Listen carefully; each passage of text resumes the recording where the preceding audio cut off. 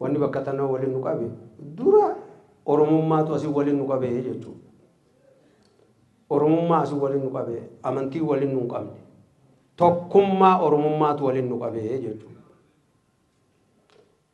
Kanaafuu irreessi irree teenya dhiyoo bikka itti namni Oromoo hundi wal arkee faaya Rabbiin uumamaan nu gonfachiise Oromoon waliif hirtu walirraa qooddatu jechuudha. Faaya Rabbiin uumamaan nu gonfachiise. Faayini Rabbiin uumamaan nu gonfachiise maali?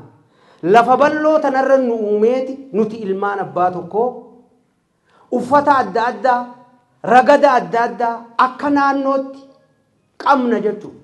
Isii tana Rabbiitu nuun faaye ilmaan abbaa tokkoo taane Rabbiitu nuun hanne jechuudha. Isii tana walirraa qooddachuuf bakka irree teenya hoggaa arkite diinni keenya alagaan teenya itti gadditu itti mataa gaccabdu tan oromtichi mataa itti ol qabatu bakka sanii jechu bakki irreessa. Abbaan tokko ilmaan meeqa qaba? Ilmaan 5 yookiin 10 illee haa qabaatu. Kaan waaqeffata qaba, kaan islaama qaba, kaan kiristiyaana qaba, kaan protestaantii qaba. Akkasuma amantii adda addaa qabaachuu mala. Abbummaan an ilmaan kiyyaaf abbaa ta'u sun ni hafti. Hin haftuu na ayyaamamanii jechuudha. Kanaafuu oromummaadha tun abbummaan an isiniin jiru oromummaadha jechuudha. Oromummaan kabajamu qabdi. Oromummaan tokkummaan oromummaa jabaachuu qabdi. Bara ilmaan keenya waan silaa dhabne hidha abbayyaa ka afaaniin haasa'amu malee hujiidhaan hin arkin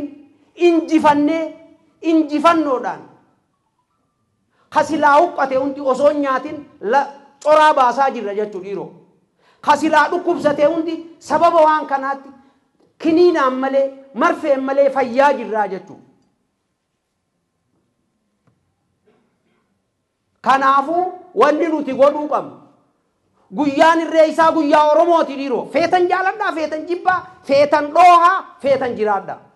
Guyyaa amantii takka illee miti. Fakkeenyaafan Abdurazaaq Ahmad Hassaniin jaama. Amantiin tiyya Islaama. Ani abbaa gadaati. Ummata kiyyaan na godhate. Ummata kiyyaaf abbaa gadaati. Ummata kiyya san ka abbaa gadaa na godhate qabadheetiin obboleeyyan kiyya ka waaqeffataa, ka kiristiyaanaa, kan protestaansii cinaa wal qabadhee oromummaa mul'isaa jira. Fuula duraas mul'isuu ta'a jechuudha rabbii kiyya irratti hirkadhee. Kanaafuu warreen waan hin taane akka obboleessi kiyya reefu jeetti irran deebuu sila ammoo irra deebuun qaba. Warreen oromummaa diiguu barbaadan dhiiroo rabbii jaanurraa ta'a.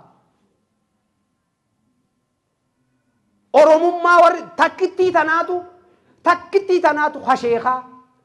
Aboo hangaa amata jahan wanni dhaqaa jirru irreessa godhaa jirru kana gamtaan godhaa jirru kana qeesiin sheeyni harka wal qabannee irreeffannee galaa jirra.